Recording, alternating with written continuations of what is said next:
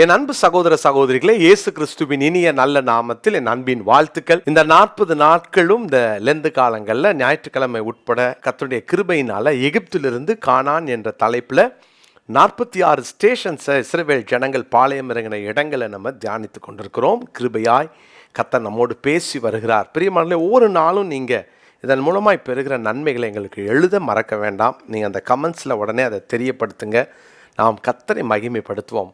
உங்கள் வாழ்க்கையில் ஒரு தீர்மானம் எடுத்திங்கன்னா உடனே கமெண்ட்டில் நீங்கள் அதை டைப் பண்ணுங்கள். எப்போவுமே நான் இந்த தீர்மானத்தை எடுக்கிறேன், நீங்கள் எப்போ வாயார சொல்கிறீங்களோ அதை எழுதுறீங்களோ அது உண்மையில் உறுதிப்படும். பிரியமானவர்களே, அப்படி எழுத கற்றுக்கொள்வோம். தேவனுடைய நாமத்தை நம்ம மகிமைப்படுத்துவோம்.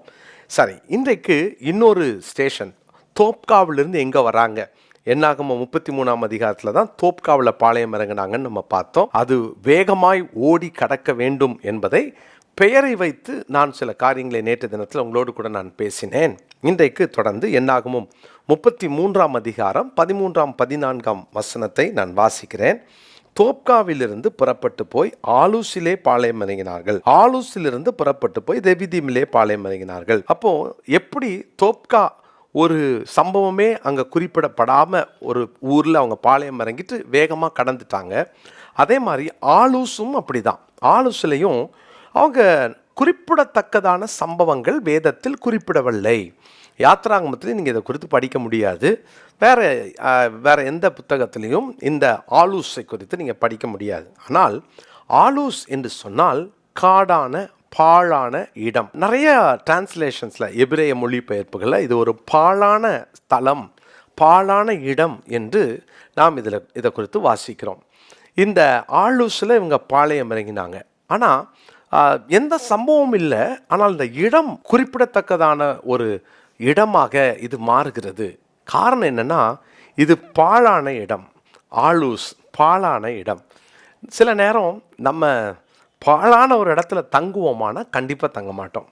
பாழான இடத்துல ஒரு வீடு கிடச்சிதுன்னா ஐயோ வேண்டான்னு சொல்லுவோம். ஒரு வீடு பழைய பாழடைந்த பங்களாவாக இருந்தால் ஃப்ரீயாக கொடுத்தா கூட எனக்கு வேண்டாம் அப்படின்வோம். ஐயோ இது பேய் பங்களா அப்படின்வோம். பாழானது அப்படின்னாலே அது பிசாசு குடியிருக்கிற இடம் அப்படின்னு உடனே நம்ம என்ன பண்ணுவோம், அதை அவாய்ட் பண்ணுவோம். ஆனால் தேவன் எகிப்திலிருந்து கானானுக்கு கொண்டு போகும்போது அவங்கள ஆலூஸில் கொண்டு போய் கர்த்தர் பாளையம் இறங்க வைக்கிறார். ஏன் ஆண்டவரே நீங்கள் எங்களை ஆலூஸுக்கு கொண்டு வரணும்? கொஞ்சம் சுற்றி இந்த ஆலூஸை பைபாஸ் பண்ணியிருக்கலாம் இல்லையா?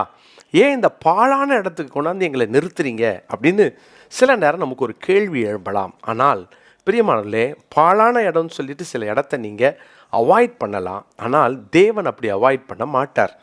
அந்த ஆலூஸ் தங்க முடியாத ஒரு இடம், ஏன்னா அது பாழான இடம். ஆனால் பாளையம் இறங்குனாங்க. தங்க முடியாத இடத்துக்குள்ளே கர்த்தர் கொண்டு வரணுமா? கர்த்தர் கொண்டு வரதற்கு 3 காரணங்கள் உண்டு. நான் உங்களோடு கூட வேதத்திலிருந்து நான் காண்பிக்க விரும்புகிறேன். உபாகமத்தின் புஸ்தகம் 32ஆம் அதிகாரம் 10வது வசனத்தை நான் உங்களுக்காக வாசிக்கிறேன். உபாகமம் 32ஆம் அதிகாரத்தின் 10வது வசனம். பாழான நிலத்திலும் ஊளையிடுதலுள்ள வெறுமையான அவாந்தர வெளியிலும் அவர் அவனை கண்டுபிடித்தார், அவனை நடத்தினார், அவனை உணர்த்தினார், அவனை தமது கண்மணி போல காத்தருளினார். பாழான இடத்தில் தேவன் அவனை கண்டுபிடித்தார் என்று வாசிக்கிறோம். He found, அவர் கண்டுபிடித்தார் என்று பார்க்கிறோம். அப்போ எவ்வளோ ஒரு அற்புதமான ஒரு இடம், கண்டுபிடித்தார். பிரியமான தேவனுடைய பிள்ளைகளே, பாழான இடத்துல தான் தேவன் நம்மை கண்டுபிடித்து அவருடையவர்களாக மாற்றினார். கண்டுபிடித்தார். தொலைந்து போன ஒன்றை நான் தேடி கண்டுபிடிப்பதை போல பாழான இடத்துக்கு வரும்போது அந்த ஜனத்தினுடைய இந்த இயலாமை, அந்த ஜனத்தினுடைய அந்த ஒரு வெறுமையான அல்லது தனிமையான அந்த நிலையில தான் தேவன் கண்டுபிடித்தார். இது என்னுடையது, இவர்கள் என்னுடையவர்கள். பிரியமானவர்களே, பாழான இடத்துல நான் இப்படி வந்துட்டேன், பாழா போன ஒரு வீட்டில் வாழ்க்கப்பட்டுட்டேன், பாழான ஒரு அனுபவம், பாழாய் போன ஒரு அலுவலகம், பாழாய் போன என்னுடைய வாழ்க்கைன்னு நினச்சி பாழாய் போனதை குறித்து கலங்குறீங்களா? பாழாய் போனதில் தான் தேவன் நம்மை கண்டுபிடித்தார். கலங்காதீங்க. கண்டுபிடித்தவர் நம்மளை திருத்துறதுக்காக என்னெல்லாம் செய்கிறார் பாருங்களேன். பாருங்க, கண்டுபிடித்தார், நடத்தினார், உணர்த்தினார், கண்மணி போல காத்தார். நடத்தினார், பாழான இடம்னு சொல்லி உங்களை விடலை, நடத்தினார். 2வது உணர்த்தினார், எப்படி இருக்கணும்னு உணர்த்தினார்.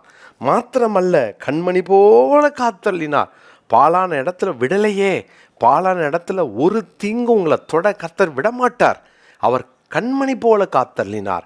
பாழான இடத்துக்காக நீங்கள் சோர்ந்து போகிறீங்களா? பாழான இடத்துல கிடக்கிறேன்னு நீங்கள் கலங்குறீங்களா? பாழான இடத்துலேருந்து தேவன் நம்மை கண்டுபிடிச்சிட்டார். முதலாவது அந்த பாழான இடத்துல தான் இஸ்ரவேல் ஜனங்களை கண்டுபிடித்தார். ஆலூசில் தேவன் கண்டுபிடித்தார். இரண்டாவதாக ஏசாயா 52 அதிகாரத்தின் 9வது வசனத்தை நான் வாசிக்கிறேன். ஏசாயா 52 9வது வசனம். எருசலேமின் பாழான ஸ்தலங்களே, முழங்கி ஏகமாய் கெம்பீரித்து பாடுங்கள். கர்த்தர் தம்முடைய ஜனங்களுக்கு ஆறுதல் செய்து எருசலேமை மீட்டு கொண்டார். பாழான ஸ்தலத்திலிருந்து கர்த்தர் மீட்டு கொண்டார். பாழான ஸ்தலம் உடனே தேவன் நீ பாழாப்போன்னு விடாம ஆண்டவர் கண்டுபிடித்தவர் மீட்டு கொண்டார். யோசித்து பாருங்க, தொலைஞ்சு போன ஒரு ஆடு ஒரு குன்றுக்குள்ள அல்லது ஒரு குழியில விழுந்துருச்சு. கண்டுபிடிச்சிட்டாரு, இது என்னுடையதாச்சே, கண்டுபிடிச்சிட்டார். ரெண்டாவது, கண்டுபிடிச்சதுக்கு அப்புறம் விட்டுருவாரா? குழியிலிருந்து மீட்பார். அப்படிதானே பாவ குழியில, பாழா போன குழியில விழுந்த நம்மளை தேவன் மீட்டார். கர்த்தருடைய பிள்ளைகளை உங்களையும் என்னையும் மீட்டு அவருடைய பிள்ளைகளாக கர்த்தர் அந்த தெரிந்தெடுத்து இன்னைக்கு வாழ வைத்திருக்கிறாரே. நீங்கள் இந்த ஆலோசனை அனுபவத்தை குறித்து கலங்காதீங்க. ஆண்டவர் உங்களை மீட்பார். மீட்பர் வல்லவர், உங்களை மீட்பார், உங்கள் வாழ்க்கையை மீட்பார். பாழாப்போன வாழ்க்கை, பாழாய்ப்போன அனுபவம்னு சொல்லி நீங்கள் எந்த இடத்த குறித்து சொல்கிறீங்களோ அங்கிருந்து நீங்கள் மீட்கப்படுவீங்க. அங்கிருந்து அடுத்த ஸ்டேஷனுக்கு கர்த்தர் உங்களை கொண்டு போவார். சோர்ந்து போகாதீங்க. அதனால் இந்த வார்த்தையை குறித்து கொள்ளுங்க. பாழான இடங்களில் என்னை கண்டுபிடித்தார். இரண்டாவது, பாழான இடத்திலிருந்து என்னை மீட்டு கொண்டார். மூன்றாவதாக ஏசாயா 62 4வது வசனத்தை நான் வாசிக்கிறேன். ஏசாயா 62:4. நீ இனி கைவிடப்பட்டவள் எனப்படாமலும் உன் தேசம் இனி பாழான தேசம் எனப்படாமலும் நீ எப்சிபா என்றும் உன் தேசம் பியூலா என்றும் சொல்லப்படும். கர்த்தர் உன்மேல் பிரியமாயிருக்கிறார், உன் தேசம் வாழ்க்கைப்படும். பாருங்க, அவர் சொல்றார், நான் கைவிட மாட்டேன், உன் மேல பிரியமா இருக்கிறேன். பாழான இடம் உடனே கர்த்தர் கைவிட்டா நீங்க நினைக்கிறீங்களா? கர்த்தர் சொல்றார், இல்ல, பாழான இடத்துல நான் தான் உன்னை நடத்தினேன், அங்கே தான் உன்னை கண்டுபிடிச்சிட்டேன். அந்த குழி, பாழான குழியிலேருந்து உன்னை நான் மீட்டுட்டேன். மீட்டவர் அந்த தொலைஞ்ச ஆட்டை தோளில் போட்டுட்டு வராராம். எவ்வளோ பிரியம் பாருங்க. 99 ஆடுகளுக்கு கிடைக்காத பாக்கியம் பாழான இடங்களில் சிக்கியிருந்த அந்த ஒரு ஆட்டுக்கு கிடைச்சதில்ல. அந்த ஒரு ஆட்டை தான் மெய்ப்பன் தன் தோள்களிலே போட்டு கொண்டு வருகிறார். அப்படின்னா அந்த ஆட்டுக்கு மேலே பிரியம். நீ தொலைஞ்சு போனதுனால நீ வேண்டான்னு வெறுக்காம தொலைந்த ஆட்டை தோளிலே போட்டு தன்னுடைய அன்பை காண்பித்த தெய்வம் ஆண்டவராகிய இயேசு. பிரியமானவர்களே, பாழான இடத்தை குறித்து கலங்காதீங்க. பாழான இடம்தான் நம்மை மீட்டெடுத்த இடம். பாழான இடம்தான் நம்மை கைவிடாமல் நம்மேல் பிரியமாக இருந்த இடம். பிரியமானவர்களே, பாழான இடத்துல கிடக்கிறேன்னு சோர்ந்து போகாமல், ஆண்டவரே இந்த இடத்தையும் நான் கடப்பேன், ஆனால் இந்த இடத்துல தான் உங்கள் அன்பை நான் ருசிக்கிறேன்னு சொல்லி நன்றி சொல்லலாமா? ஆண்டவருக்கு நன்றி சொல்லலாம். கண்களை மூடி ஆண்டவர் நோக்கி பாருங்கள். தகப்பனே, பாழான இடங்கள்னு நாங்கள் சில இடத்த நாங்கள் பார்க்குறோம். பாழான இடங்களில் நாங்கள் கிடக்கிறோமேன்னு நிறைய நேரம் முறுமுறுத்துருக்குறோம். ஆனால் இந்த பாழான இடத்துலேருந்து எங்களை மீட்டு எங்களை காப்பாற்றினீரே, உமக்கு நன்றி சுவாமி. பாழான இடங்கள்ல இருந்து எங்களை ஆண்டவரை காப்பாற்றி எங்களை கண்டுபிடித்து ஆண்டவரே எங்களை கண்மணி போல காத்து ஆண்டவரே எங்கள் மேலே பிரியமாக இருக்கிறேன்னு நீங்கள் எங்களுக்கு வாக்கு கொடுத்தீரே, உமக்கு நன்றி. திரும்ப நாங்கள் பாழான இடத்துக்கு போகாமல் எங்களை காக்கிற தெய்வத்திற்கு நன்றி சொல்லுகிறோம். தொடர்ந்து உம்முடைய பிள்ளைகளை நடத்தும், ஆசீர்வதியும். இயேசுவின் நாமத்தில் ஜெபிக்கிறோம் நல்ல பிதாவே, ஆமேன். பிரியமானவர்களே, இந்த நாளுக்குரிய மனப்பாட வசனத்தை குறித்து கொள்ளுங்க. எசேக்கியேல் தீர்க்க தரிசன புஸ்தகம் 36 36 வசனம். எசேக்கியேல் 36 36 வசனம். ஒரு நாளைக்கு ஒரு வசனத்தை மனப்பாடம் பண்ணுறோம். இது வரைக்கும் பண்ணலைன்னா இன்றைக்கி திரும்ப ஆரம்பிங்க. ஒரு நாளைக்கு ஒரு வசனம், 365 வசனத்தை ஒரு வருஷத்தில் மனப்பாடம் பண்ணுறது நம்ம கிடைச்ச பாக்கியம். ஒவ்வொரு நாளும் இந்த வசன சவால்களில் கலந்து கொள்ளுங்க. இந்த வசனத்தை நான் வாசிக்கிறேன். கர்த்தராகிய நான் நிர்மூலமானவைகளை கட்டுகிறேன் என்றும் பாழானதை பயிர் நிலமாக்குகிறேன் என்றும் இப்பொழுது உங்களை சுற்றிலும் உள்ள மீதியான ஜாதிகள் அறிந்து கொள்வார்கள். கர்த்தராகிய நான் இதை சொன்னேன், இதை செய்வேன். ஆமேன். இந்த வசனத்தை மனப்பாடம் பண்ணுறதோடு அல்ல, இதை சொல்லி ஜெபம் பண்ணுங்க. கர்த்தர் நம்மை ஆசீர்வதிப்பார். God bless you.